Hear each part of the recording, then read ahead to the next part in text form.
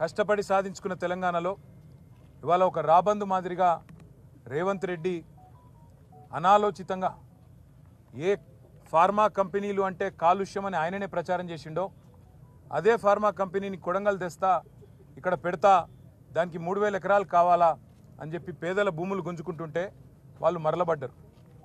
వాళ్ళు మరలబడితే 9 నెలలు వాళ్ళు పోరాటం చేసినా ఎవడూ పట్టించుకోకపోతే అధికారులు వస్తే వాళ్ళు నిరసన చెప్పినారు. నిరసన చెప్తే అందులో చాలా దుర్మార్గమైన పరిస్థితి. వాళ్ళ మేము ఇక్కడ ఉన్న 16 మందిని కలిసినాం. వాళ్ళల్లో ఒక ప్రభుత్వ ఉద్యోగి ఉన్నాడు, ఒక పంచాయత్ సెక్రటరీ సోదరుడు పేరు రాఘవేంద్ర యాదవ్. ఆ తమ్ముడు చెప్తున్నాడు, అన్నా నేను ఈ మరి వీళ్ళు ఎట్లా పనిచేస్తున్నారో నాకు అర్థం కావట్లేదు. నేను ప్రభుత్వమే చెప్పిన కులగణన అనే కార్యక్రమంలో దినమంతా పాల్గొన్నా, వచ్చి ఆ సంఘటన జరిగినప్పుడు అక్కడ లేను కూడా లేను. సాయంత్రం మొత్తం వేరే మండలంలో పాల్గొని నేను ఇంటికి వస్తే సాయంత్రం నన్ను గుంజుకపోయినారని చెప్తా ఉన్నాడు. ఇంకొక తమ్ముడు ఇంకా దారుణం అదైతే, అసలు ఆయనకు సంబంధం లేదు, ఆయన ఎక్కడో వనపర్తిలో ITI చదువుకుంటున్నాడు. ఆ పిల్లోడు ఒక గిరిజన పిల్లగాడు. ఆయన బస్సు ఎక్కి వనపర్తిలో ఈ సంఘటన జరిగిన తర్వాత మా ఇంటోళ్ళు ఎట్లున్నారో అని చెప్పి సాయంత్రానికి చేరుకున్నాడు. సంఘటన అంతా అయిపోయిన తర్వాత ఆయనను పట్టుకపోయి ఈరోజు జైల్లో తీసుకొచ్చి పెట్టినారు. మేము అడిగినాం ఏం జరిగింది అని. ఏం జరిగింది అంటే వాళ్ళు చెప్పేది ఒకటే, అన్న మొత్తం 60-70 మందిని మొదలు అరెస్ట్ చేసినారు, 2 DCMలలో ఎక్కించుకొని తీసుకొని పోయినారు. మా దుద్యాల మండల కాంగ్రెస్ పార్టీ అధ్యక్షుడు ఆయన పేరు శేఖరు, ఆయన అనుచరులు కూడా ఈ దాడిలో పాల్గొన్నారు. ఎందుకంటే కాంగ్రెస్ వాళ్ళ భూములు కూడా పోతున్నాయి. వాళ్ళ పేర్లు కూడా చెప్పినారు మాకు, రమేషు, ఇంకా 4 పేర్లు చెప్పినారు. ఒకసారి ఆ పేర్లు నర్సింలు, రమేషు, ఇంకా రాములు నాయక్ అని కాంగ్రెస్ వాళ్ళు వాళ్ళ భూములు పోతుంటే వాళ్ళు దాడి చేసినారన్న. మొత్తం 70 మందిని తీసుకుపోయినారు. ముందు తీసుకుపోయినాక తిరుపతి రెడ్డి ఫోన్లో ఆదేశాలు ఇస్తున్నాడు. ఒక రాజ్యాంగేతర శక్తి, ముఖ్యమంత్రి అన్న కావడమే ఆయనకున్న అర్హత, ఆయనకి ఏ పదవి లేదు, ప్రజాప్రతినిధి కాదు. కలెక్టర్లు ఆయన ముంగట మోకరిల్లాల. ఇవాళ అధికారులు మొత్తం RDOలు పోలీసోళ్ళు ఆయన చెప్పినట్టు ఆడాల. కొడంగల్కు ఆయన చక్రవర్తి రారాజు, రేవంత్ రెడ్డి కాదు. అక్కడ రేవంత్ రెడ్డిదేం చెల్లదట, తిరుపతి రెడ్డిదే నడుస్తుందట. ఆ తిరుపతి రెడ్డి శిష్యుడు శేఖరు మండల కాంగ్రెస్ పార్టీ ప్రెసిడెంట్. ఈ 70 మందిని తీసుకపోతే 2 DCMలు ఎక్కించి తీసుకపోతే అందులో ఎవరెవరు BRS వాళ్ళు వాళ్ళను మాత్రమే ఇవాళ 21 మందిని రిమాండ్కు పంపినారు. మిగతా వాళ్ళందరినీ ఇంటికి పంపినారు. అలా కాంగ్రెస్ వాళ్ళు దాడి చేసిన వాళ్ళల్లో ఇప్పుడు నేను చెప్పిన పేర్లు ఉన్నాయి, వీడియోలో కనబడతారు, మీరు చూడండి. వాళ్ళని మాత్రం ఇంటికి పంపి ఎవరెవరైతే BRS వాళ్ళో వాళ్ళనే పెట్టండి జైల్లో అని చెప్పి ఈ దాడి మొత్తం BRS వాళ్ళే చేయించిండ్రు. ఈ దాడి మొత్తం రాజకీయ దాడి, ప్రజలు చేసింది కాదు అనే ఒక కుట్ర ప్రభుత్వం చేస్తున్నది. అనుముల రేవంత్ రెడ్డి చేస్తున్నాడు, ఆయన అన్న అనుముల తిరుపతి రెడ్డి ఆ మండల కాంగ్రెస్ పార్టీ అధ్యక్షుడు చేస్తూ ఉన్నాడు.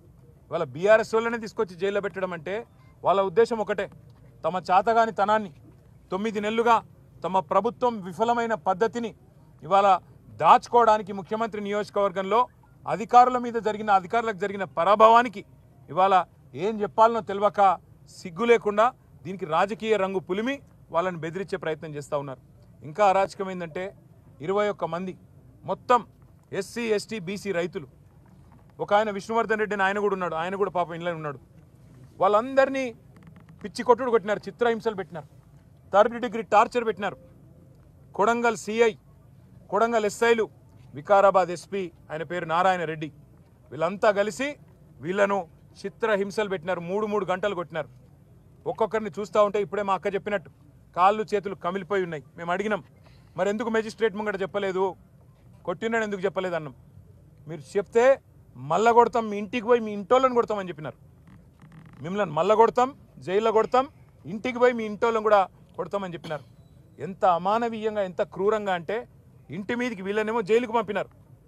ఇంటి మీదికి బందిపోట్లను పట్టుకరానికే, ఒసామా బిన్ లాడెన్ లాంటి తీవ్రవాదులను పట్టుకరానికే ఎట్లయితే కూంబింగ్ ఆపరేషన్ చేస్తారో 100 మంది పోలీసులు వచ్చి ఇంటింటికి పోయి తలుపులు దర్వాజాలు తన్నుకుంటూ, గుద్దుకుంటూ, పగలగొట్టుకుంటూ, తాగి బూతులు మాట్లాడుతూ, కొంతమంది ప్రైవేట్ వ్యక్తులు, నేను పోలీసు వాళ్ళు అంటలేను, ప్రైవేట్ వ్యక్తులు కొంతమంది కాంగ్రెస్ పార్టీకి సంబంధించిన వాళ్ళు తాగి బూతులు మాట్లాడుతూ ఆ ఇండ్ల మీద దాడి కూడా చేయడం జరిగింది. అక్కడ ఉన్న మహిళలు, అక్కడ ఉన్న ముసలోళ్ళని భయభ్రాంతులు, పిల్లలని భయభ్రాంతులకు గురి చేయడం జరిగింది. వాళ్ళ రేవంత్ రెడ్డి కాంగ్రెస్ పార్టీ ఒకటి గుర్తుపెట్టుకోవాలా, భూమి మీద ఎవడు శాశ్వతంగా ఇక్కడే ఉండడానికి రాలే. నీ పదవి కూడా 5 ఏళ్ళే. అలా మీ ఢిల్లీ వాళ్ళ కోపం వస్తే రేపో ఎల్లుండే తీసి పారేసినా కూడా దిక్కులేదు నీకు. నేను ఒకటే గుర్తు చేస్తున్నా, రేవంత్ రెడ్డి చక్రవర్తివి కాదు, నువ్వేమి రాజువు కాదు, నువ్వేమి పెద్ద నియంతవు కాదు. నీలాంటి వాళ్ళు చాలామంది వచ్చిండ్రు, చాలా మంది వస్తారు ఇంకా భవిష్యత్తులో.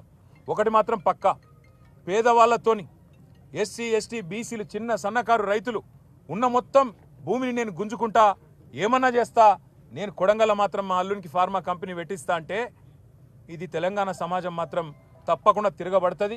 ఇలా కొడంగల్ మరలబడ్డది, రేపు తెలంగాణ మొత్తం మరలబడుతుంది. నీకు బాగా ఉన్నది, ఏదో కుట్ర అని చెప్పాలి, ఏందో జరిగిందని చెప్పాలి, జైల్లో పెట్టాలి. మా పట్నం నరేందర్ రెడ్డిని కూడా జైల్లో పెట్టిండు. సరే, రాజకీయ నాయకులను మమ్మల్ని జైల్లో పెడితే పెట్టినావు, మేము చూసుకుంటాం.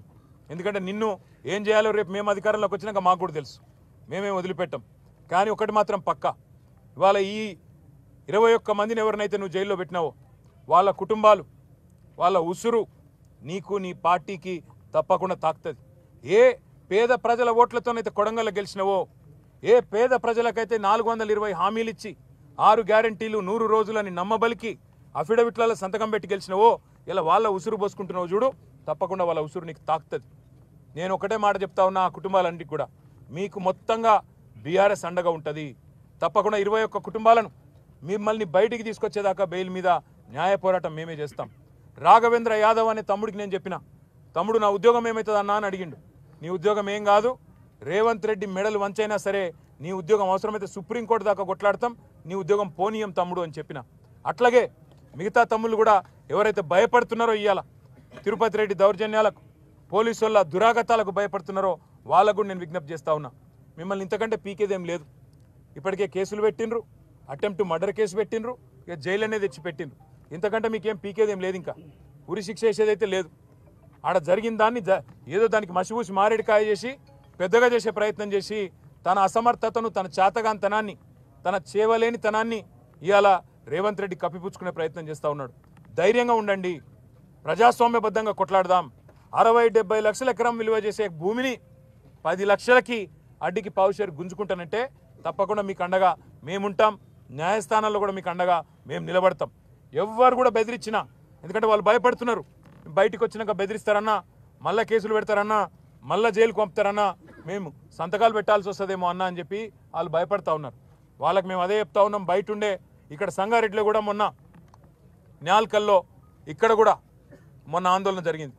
రేవంత్ రెడ్డి అనాలోచిత నిర్ణయాల వల్ల ఫార్మా సిటీ అని కేసీఆర్ పెడితే హైదరాబాద్ దగ్గర 14,000 ఎకరాలు సేకరిస్తే అది వద్దు, రద్దు, అక్కడ రియల్ ఎస్టేట్ దందా చేస్తా, మా అన్నగాన్లకు అక్కడ మా తమ్ముళ్లకు నేను భూముల స్థాపన చేస్తా, ఫార్మా విలేజ్ల పేరిట ఇక్కడ సంగారెడ్డి జిల్లా న్యాల్కల్లో, అక్కడ కొడంగల్లో, ఇంకా అట్లనే మిగతా తెలంగాణలో కూడా ఒక 20 ఫార్మా విలేజ్లు పెడతా అని చెప్పి ఏదైతే ఇవాళ రేవంత్ రెడ్డి కొన్ని వికృతమైన అనాలోచితమైన ఆలోచనలు చేస్తూ ఉన్నాడో, ఈ విషయంలో సంగారెడ్డి రైతులైనా సరే, న్యాల్కల్ రైతులైనా సరే, కొడంగల్ రైతులైనా సరే ధైర్యంగా ఉండండి. మీకు బీఆర్ఎస్ ఉన్నది, మీకు కేసీఆర్ ఉన్నాడు, మర్చిపోవద్దని చెప్పి నేను విజ్ఞప్తి చేస్తా ఉన్నా. మీకు ప్రజాస్వామికంగా రావాల్సింది, న్యాయంగా రావాల్సింది పిచ్చేదాకా మేము మీకు అండగా నిలబడతాం. వీళ్ళు ఎన్ని అక్రమ కేసులు పెట్టినా, ఎన్ని అక్రమ నిర్బంధాలు చేసే ప్రయత్నం చేసినా తప్పకుండా అవి మేము ఎదుర్కొంటాం.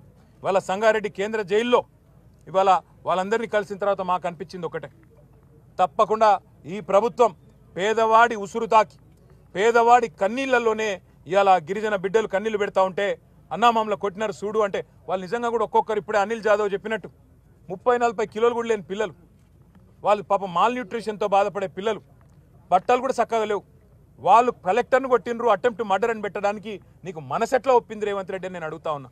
చేతనైతే మాతోని కొట్లాడు, చేతైతే రాజకీయ నాయకులుగా మాతోని తలపడు, అంతేగాని పేదలకు ఈ రకమైన కష్టం కలిగించవద్దు.